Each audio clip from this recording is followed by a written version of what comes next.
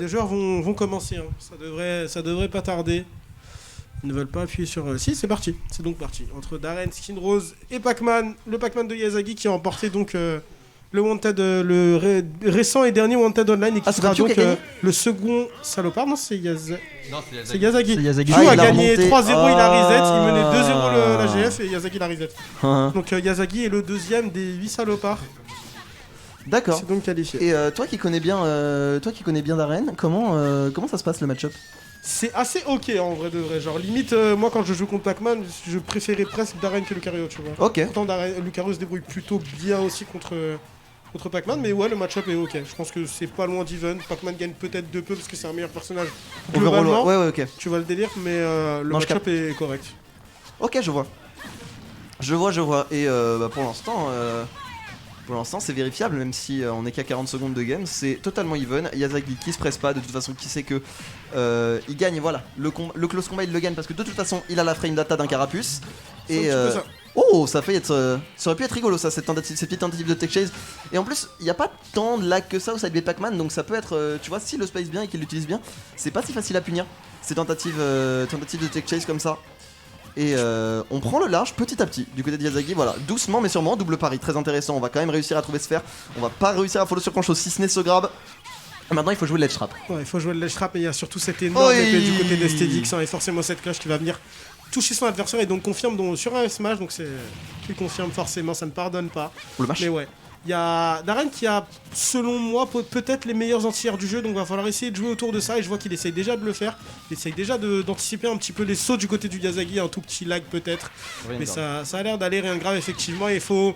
Du côté de Yazagi, il va falloir essayer de faire gaffe aux ressources de son adversaire, en fait, tout simplement. Ce Bobakar qui réussirait de trouver, j'en ai aucune idée.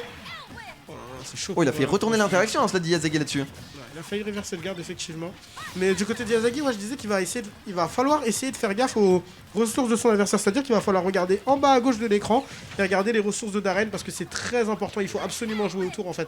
Là maintenant, tu vois par exemple, il a plus de livre vert. S'il n'a plus de livre vert, ça veut dire qu'il ne peut plus recovery. S'il fait B, il n'ira absolument nulle part.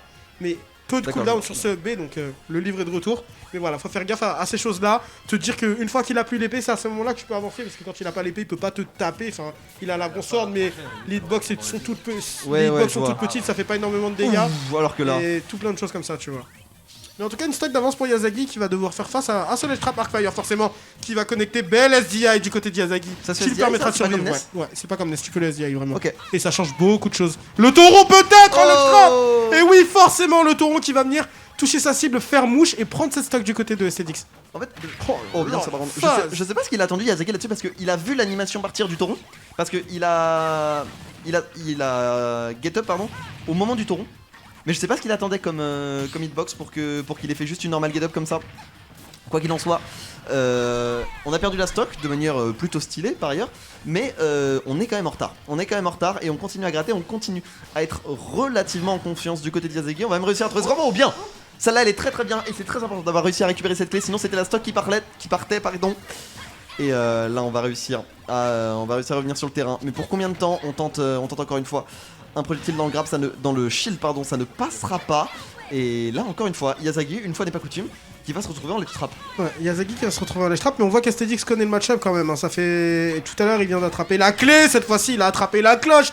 Et c'est ce FT du côté de Yazagi qui va venir toucher en ledge trap et sécuriser une stock une fois de plus d'intro neutral. Et forcément, les BNB, les bons combos du côté d'Astedix qui sont maîtrisés à n'en point douter. La pomme directement dans les mains de Astedix, mais on voit vraiment une connaissance du match-up. Hein. On voit une connaissance du match-up du côté du joueur de Darren. Là-dessus, il veut essayer d'aller le chercher peut-être. Est-ce qu'il va le laisser revenir B qui va tenter de spiker? Finalement, non. Il n'y aura rien du côté de STDX, mais une belle maîtrise quand même. Il a un petit peu de retard, mais il nous montre de très belles choses. Ouais, il nous montre des très belles choses et surtout il arrive à jouer évasif, c'est-à-dire que les stocks, certes pour l'instant les pourcentages sont à l'avantage de Yazagi, mais on arrive à tenir la pression malgré tout du côté de STDX. Les stocks sont pas des stompes, à chaque fois il arrive à l'avoir au bout d'un moment à force d'usure, mais il tient STDX, juste que il subit un peu plus que son adversaire et il arrive un peu moins à rendre les coups, mais pour l'instant ça se joue quand même à pas grand chose. Ça peut se jouer à un bon setup, ça peut se jouer à un bon F-smash ou une bonne read. Oh là là, ça c'était bien. Dommage, il a plus de... Il a encore ce B pour le moment, donc Belle dash attack, hein. Belle dash attack. Il savait que son Oui. adversaire allait essayer aller essayer d'avancer pour essayer potentiellement de récupérer cette cloche. T'as vu? Ouais, une cloche très très surprise là-dessus. Hein.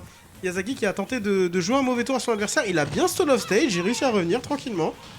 Bien joué, ok. On s'amuse bien. Voilà. Ouais, non, Tour il va pas se dans faire la avoir frappe cette une fois. de plus.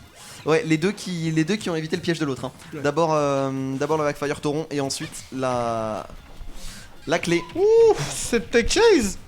Il a couru sur tout le stage pour aller le chercher. Il savait exactement ce qui allait se passer. Oh là là. Et Oh, ça ne dommage. pardonne pas. Oh là là, c'est vraiment pas passé loin du côté de. Oh. La hitbox de la cerise. Hein. Oh, c'est chaud pour STDX. Là, Yazagi qui veut rien entendre. Oh là là, il veut rien entendre et il a plus d'up B. Allez, une air dash qui lui Non, c'est permettra de revenir tranquillement. Bon down smash avec de très nombreuses frames actives forcément. Et là, faut faire gaffe. Hein. Faut faire gaffe du côté de Yazagi, d'Aren. Ça peut aller vite. Un énorme damage output. Et surtout un down B. Surtout un down B que l'on appelle le Nosferatu. Et celui qui vient juste de passer, malheureusement, maintenant il n'en a plus. Mais en fait, il permet de récupérer de drainer des pourcents à son adversaire en fait.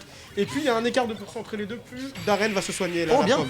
La belle pomme en Et surprise. c'est quoi la condition pour que le Flux, en fait, plus il y a de Nosferatu soit, non, pourcents le d'écart Nosferatu entre soit les deux. sortable? Il y en a pas, c'est dans le B. Ah non, juste. c'est comme ça, ok. Ouais. Parce que tu m'as dit qu'il l'avait plus, mais ok.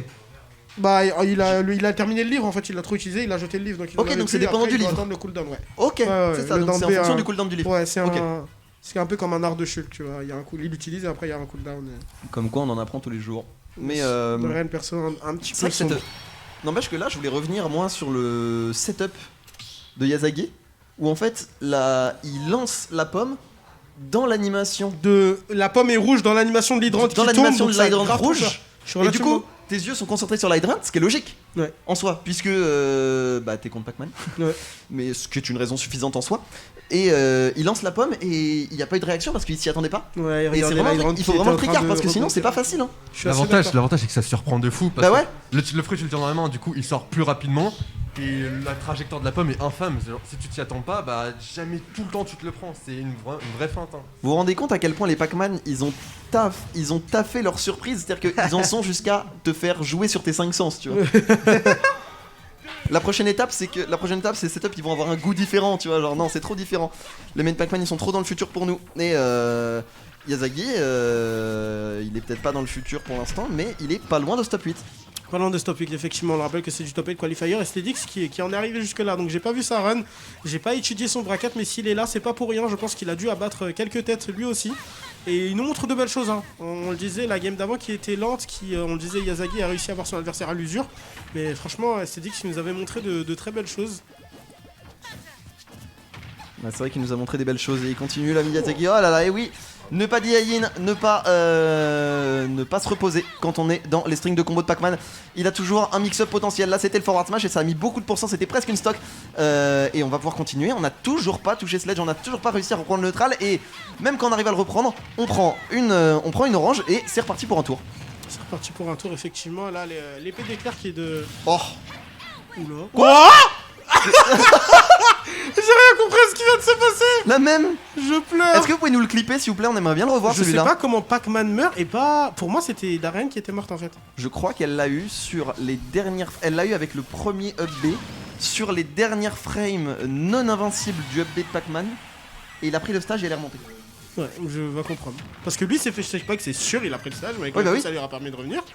Mais il avait je sais pas combien de pourcents, il s'est fait à peine stage spike et Pac-Man il a explosé, je l'ai même pas vu partir moi. Je crois qu'il y a pas mal de base knockback sur ce B.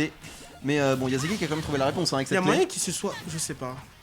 Mais au final, c'était un peu énigmatique. Mais Yazaki qui a quand même bien réussi à répondre et qui commence à reprendre un peu l'avance au pourcent. Le petit setup là avec le drop de l'orange, ça ne passera pas. On va même trouver une réponse. Il y avait les victoires là-dessus, ouais. Forcément, neutral B1 into Your Imagination. Si tu touches un neutral B1 de Darren proche de ton adversaire, tu as absolument ce que tu veux derrière.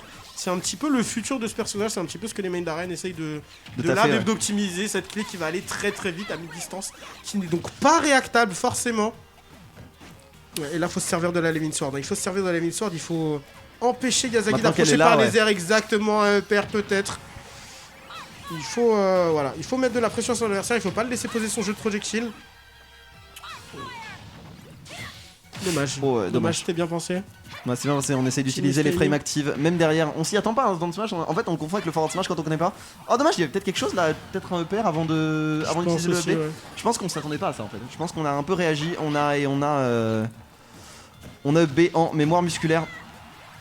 Et comment s'appelle le B d'ailleurs? Je fais référence à toi pour tout ce qui est. C'est Elwind. Ok. Donc tout ce qui est vocabulaire, je te le laisse, parce que toi t'as joué le perso. moi je suis un peu loin de toutes ces choses là, j'avoue que Darren c'est pas le personnage qu'on voit le plus. Oh là là, c'est bien ce qu'il a fait là-dessus. Et encore, je pense que s'il y avait une mauvaise DI, il y avait le Galaxian qui pouvait faire quelque chose. Mais la réponse, encore une fois, à la Levin Sword. Ouais, c'est ça, exact. Yes. À la Levin Sword qui fait très mal. Deuxième, non, dommage. Il avait un deuxième Arcfire là-dessus, mais ouais, c'est ce que je disais. Hein. La Levin Sword, les pourcents peuvent monter extrêmement vite, faut vraiment faire gaffe. Et là, on voit en fait, je pense que le fait qu'il joue Darren et ils doivent du coup toujours rattraper ses tomes et ses livres, ça lui permet vraiment de très souvent attraper les fruits de Pac-Man, on l'a vu plusieurs fois. Hein. Et là, Yasagi a fait le choix, il a vu le Arc Thunder, donc le Neutral B numéro 3 de Darren arriver et il a lâché. Il a préféré prendre l'Arcfire et aller au-dessus plutôt que de prendre le Arc Thunder et se faire exploser le shield. Donc c'était un bon choix du côté de Yasagi. On voit que STX commence à comprendre, il commence à mieux jouer autour du jeu de projectile. Il va tauron encore une fois peut-être. Oh là, est-ce qu'il va réussir à atterrir? Il n'y a plus de tauron du côté de Yasagi. What the... Ouais, je comprends pas toujours les mix-up de recovery du côté de Pac-Man. Bah, c'était un petit stall au down B. Et en fait, même s'il y a pas d'hydrant, le momentum existe quand même. Ouais. Donc en fait, il stall avec le down B. Ouais, non, il se passe des trucs. Hein, là, c'est un peu le concours de cuisine. Voilà, chacun voit ses projectiles, chacun essaye de débloquer quelque chose à partir de ses projectiles, mais c'est vrai que on aborde beaucoup moins le close combat qu'en début de game. Oh bon, bah écoute, Dommage pour l'ami STX, mais Yasagi solide. Hein. Yasagi solide. Un peu plus en première game qu'en deuxième, mais Yasagi solide vraiment. Ouais, Yasagi solide et cette fin de game un peu anticlimatique, ouais. Mais bon, ça fonctionne. Il a eu une bonne read. Il a chopé beaucoup. Il a chopé les habitudes de son adversaire, notamment à l'edge et sur les get-up. On l'utilise à bon escient, on l'utilise au bon moment, un grand F-smash, fin du set, solide.